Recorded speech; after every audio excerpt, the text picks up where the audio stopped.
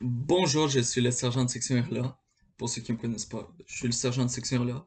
Aujourd'hui, c'est moi qui va vous donner le cours du niveau 3, le M303.01. Donc, c'est quoi ce cours? Je vais vous montrer le titre. C'est définir le rôle d'un chef d'équipe. Donc, dans ce cours, qu'est-ce que vous allez voir en principal? C'est quoi votre place dans l'équipe? C'est quoi, donc, dans l'équipe, quand je parle d'équipe, de l'escadron? C'est quoi, et aussi quand on forme des petits groupes, mais dans l'escadron et dans l'équipe? Donc, c'est quoi votre place? C'est quoi qu'on attend de niveau 3 et tout ce qui vient avec, qu'est-ce qu'on attend, vos responsabilités et tout. Donc, on va commencer avec je vais vous lire le titre, expliquer le modèle d'équipe de leadership et la position du cadet de troisième année au sein de l'équipe de leadership. Donc, ça veut dire quoi ça? Ça veut dire tout simplement, c'est quoi votre rôle en tant que niveau 3 dans l'équipe, dans l'escadron? C'est quoi votre rôle? Donc, comme vous l'avez vu au titre, chef d'équipe, donc vous allez avoir en tant que niveau 3, vous allez être un peu plus chef, un peu plus leader dans l'équipe, dans l'escadron. Donc, je vais vous montrer la pyramide qui est ici. Je sais pas si vous voyez bien. Voilà, pyramide. Juste pour retenir un peu.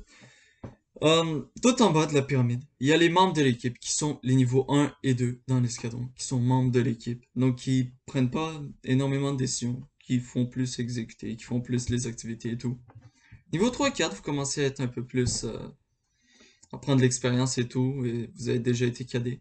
Donc, on vous donne un peu plus de responsabilités, vous êtes chef d'équipe. Qu'est-ce que ça veut dire? Vous allez le voir dans ce cours. C'est quoi vos responsabilités et tout. Mais en gros, ça veut dire que vous allez avoir plus de responsabilités. Il faudra être plus responsable. Voilà. Au-dessus de ça, il y a chef d'activité qui sont les niveaux 5 en montant. Et au-dessus, vraiment au-dessus, il y a le membre du personnel et tous les officiers et tout. Donc, qu'est-ce qui est important à retenir surtout ici? C'est qu'il faut pas, dans les meilleures conditions, il faut pas essayer de monter trop haut des échelons, de communiquer. Si vous avez un message à faire passer aux officiers, vous le faites passer par chef d'activité, donc les niveaux 5. Et nous, on va le faire passer aux officiers. À part si c'est plus personnel, là, vous pouvez peut-être aller voir.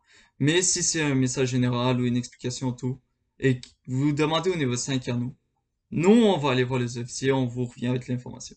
Donc, juste suivre ce principe de pyramide dans l'escadron pour que tout aille bien, pour qu'il n'y ait pas un niveau 1 qui commence à parler de n'importe quoi d'instruction avec le capitaine, mais plus faire dans l'ordre et vraiment retenir. Donc, juste monter un cran à la fois. Donc, je vous répète l'écran.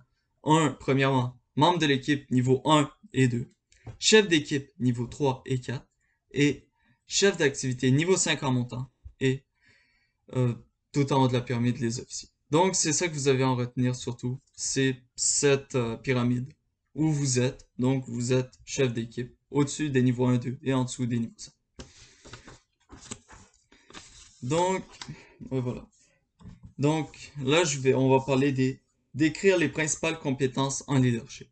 Donc, vraiment, on va commencer à parler du sujet, du leadership. C'est quoi les compétences? C'est quoi qu'il faut faire? C'est quoi qu'il faut pas faire? Tout, tout ça.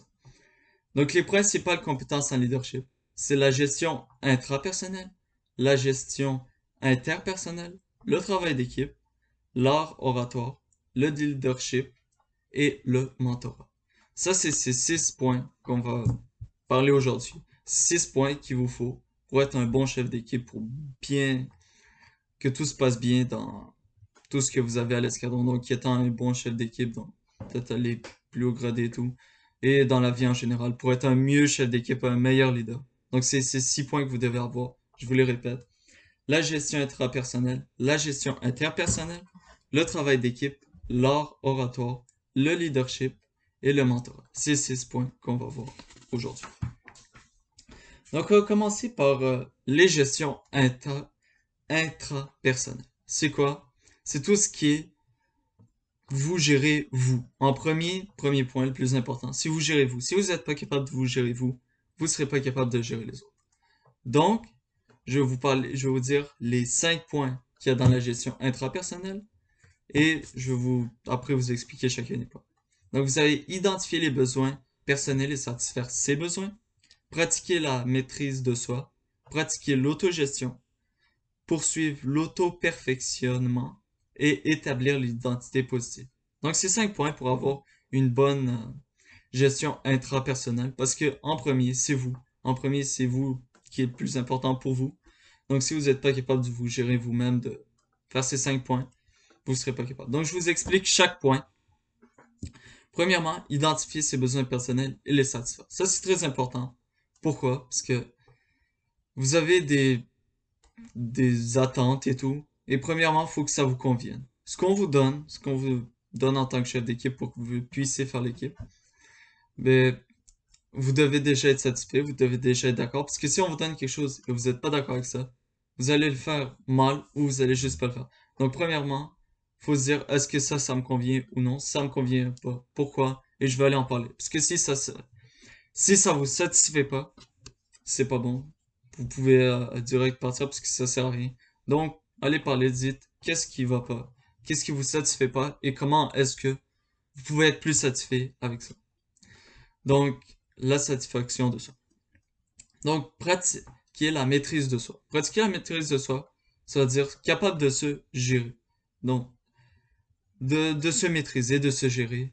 De si vous êtes fâché, de pas commencer à crier. Si vous êtes, voilà, de pas trop, je dis pas trop s'exprimer, mais se gérer, pas frapper, pas être capable de se gérer soi-même, être capable de se calmer et pas juste parce que quelqu'un vous a dit ça, de commencer à crier, tout ça. Capable de, voilà, maîtrise de soi, être capable de se calmer. Donc l'autogestion, qui est se gérer tout seul. Quand on n'a rien à faire, se gérer tout seul parce que vous commencez à être chef d'équipe, donc vous commencez à gérer les autres. Et pour gérer les autres, il faut se gérer. Donc, être capable de gérer tout ça. L'auto-perfectionnement, donc ça le dit dans le mot, c'est la perfection. Essayez d'être le meilleur à chaque fois. Donc ça vient en quatrième position. Une fois que vous avez les trois, vous aimez ce que vous faites, vous vous gérez vous-même et vous maîtrisez vous-même, vous devez essayer que ça vous y allez au meilleur de vous-même. Donc souvent ça va être facile puisque vu que vous aimez ça et vu que vous vous gérez bien, ça va bien aller, ça va être au meilleur. Et l'identité positive, qui est être positif, ça veut dire être positif, ça veut dire pas toujours dire, ah, il n'y a pas ça, il n'y a pas ça. Dire, trouver le positif et être bien. Parce que sinon, si on n'est pas capable d'être positif, ben, les cadets vont le ressentir et tout le monde va le ressentir. Et ça va pas être bon. Pour vrai, ça va pas être bon si on n'est pas capable d'avoir. Donc, il faut dégager une énergie positive. Identité positive. Donc là, on est rendu au deuxième point. Je prends un petit peu d'eau. Là, on est rendu au deuxième point, qui est expliquer les éléments. Donc, c'est l'interpersonnel. On a vu l'intrapersonnel, qui est se gérer nous-mêmes, qui est le plus important en premier. Si on n'est pas capable de gérer nous-mêmes, on peut laisser tomber.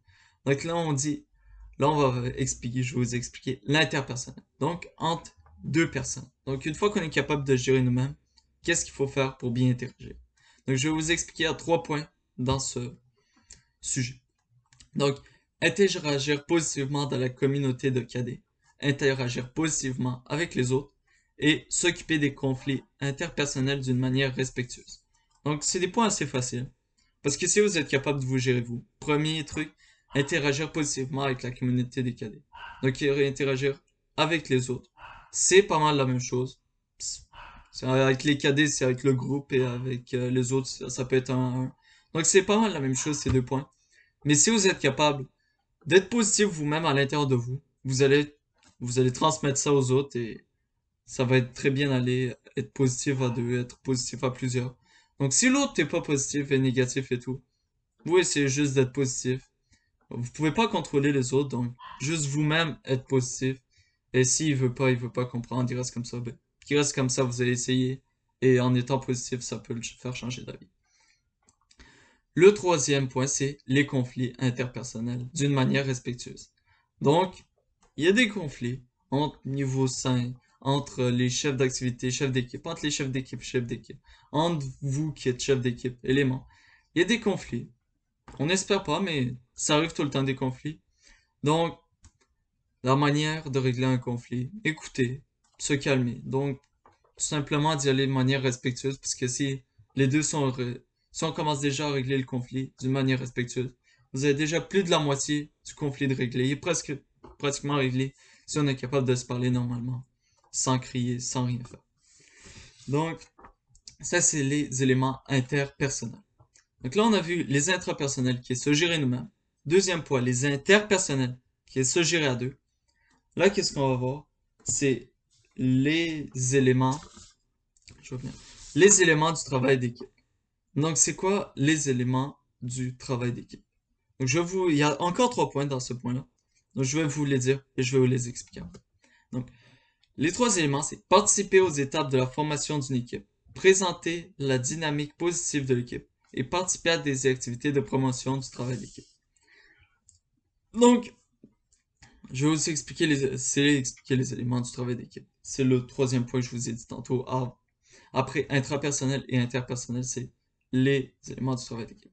Première chose, participer aux étapes de la formation d'une équipe.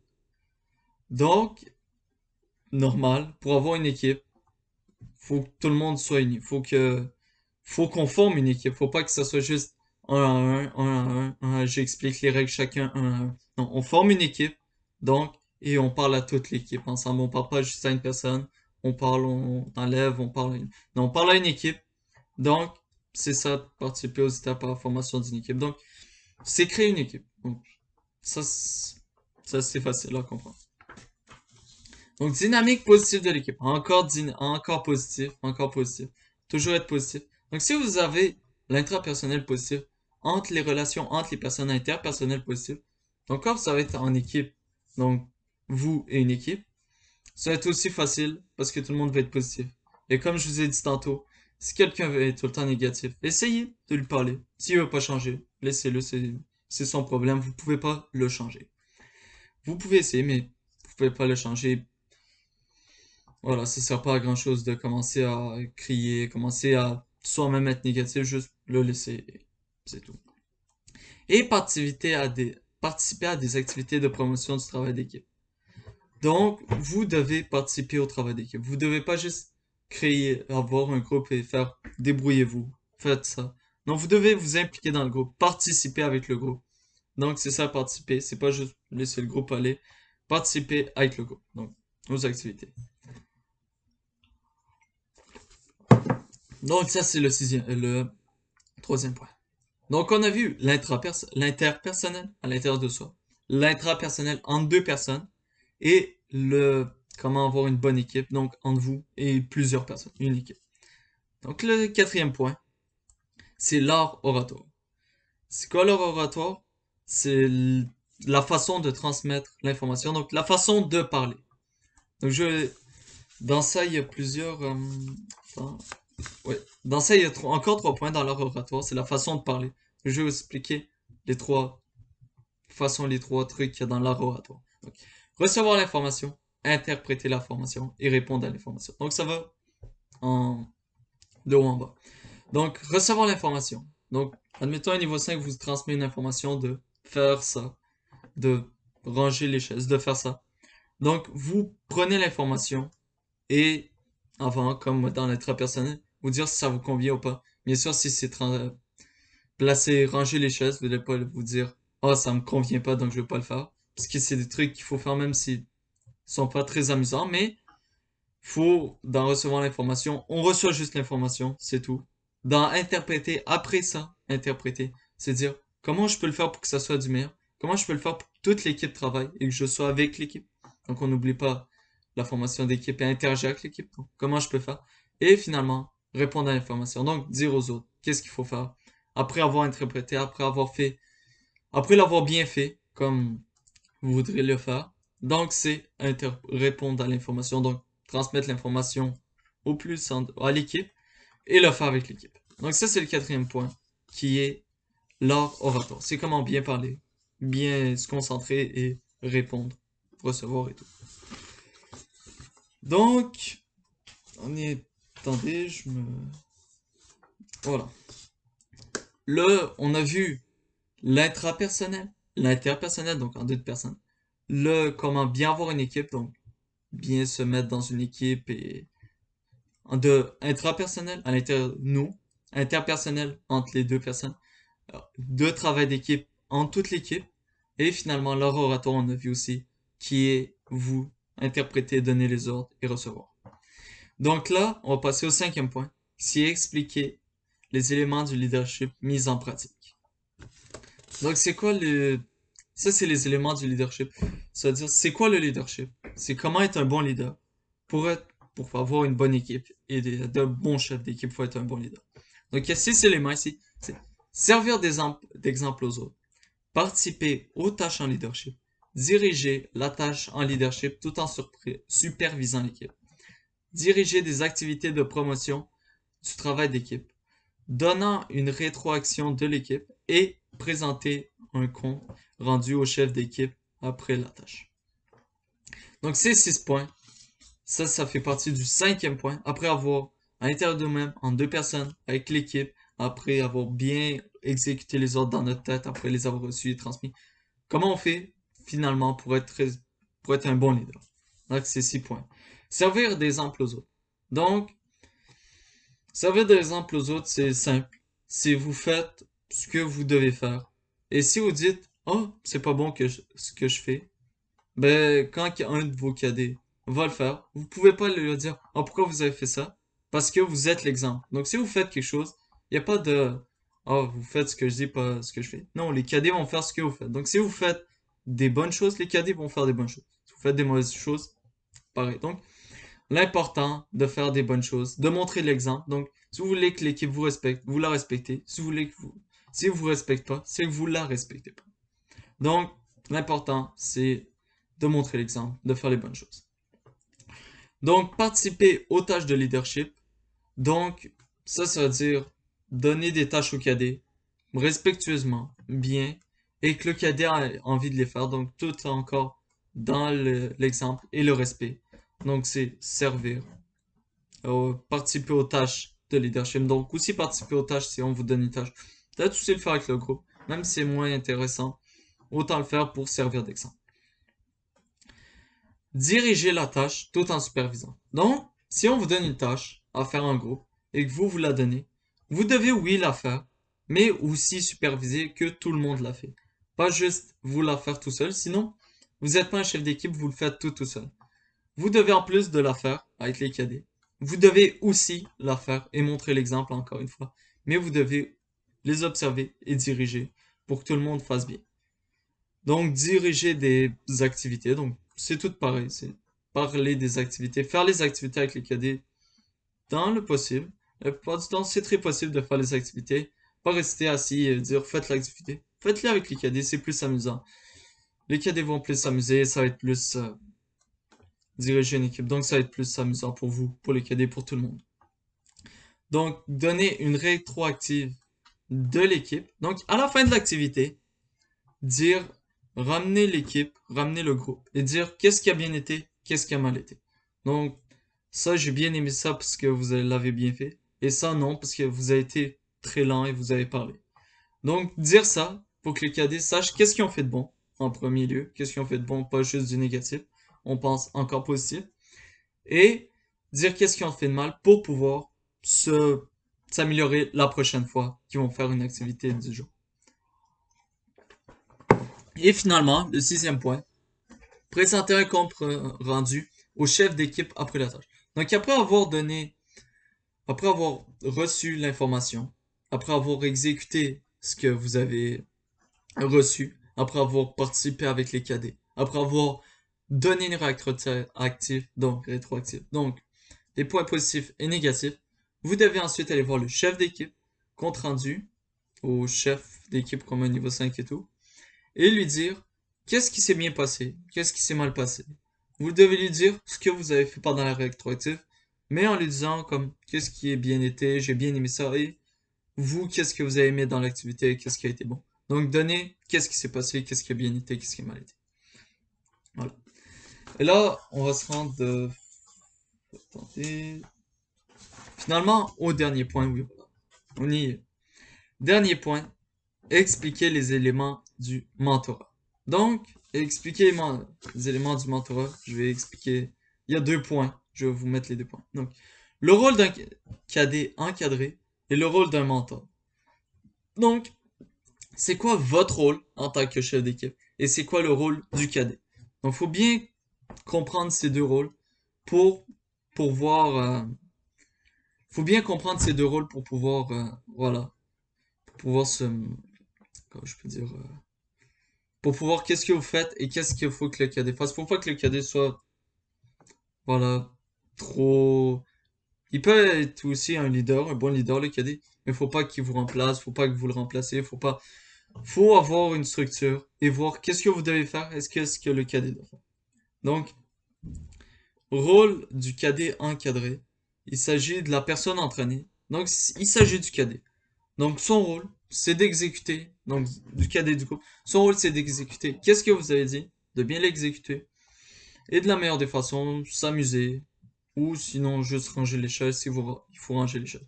Donc, son rôle, c'est de faire ce que vous dites en étant le meilleur. Votre rôle, c'est tout ce que je vous ai expliqué avant.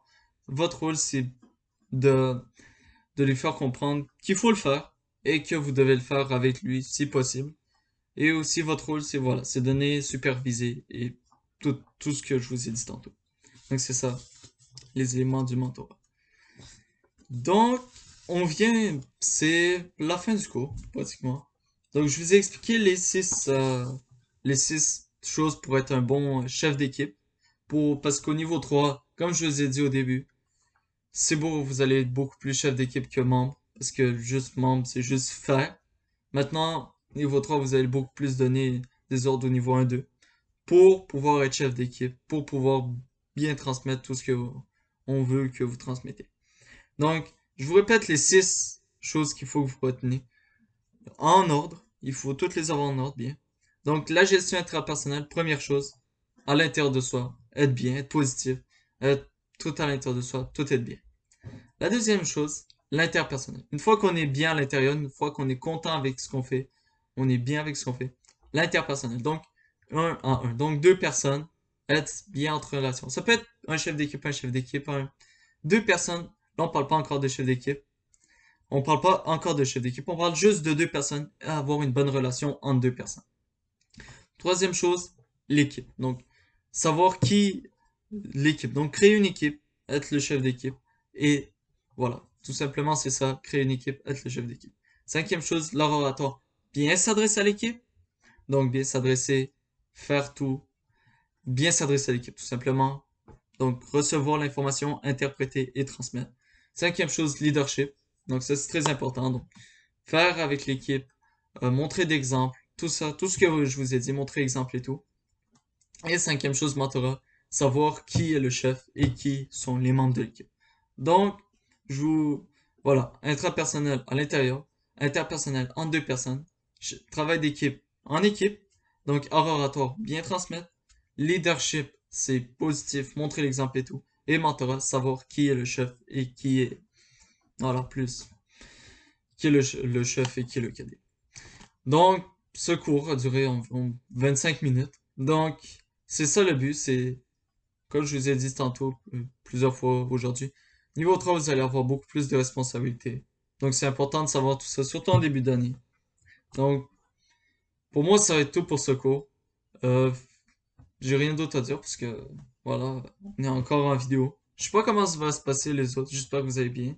Je sais pas comment va se passer les autres cours de KD. Ça va être en live, ça va être encore en vidéo, ça va être sur place. Comme je vous dis, on apprend chaque jour qu'est-ce qui va se passer. En attendant, j'espère que vous allez bien vous rester en santé, rester bon. Et nous, on se retrouve mercredi prochain pour une nouvelle vidéo, un live ou qu'est-ce qui va se passer mercredi prochain. Moi, je vous souhaite bonne santé et à mercredi prochain. Allez.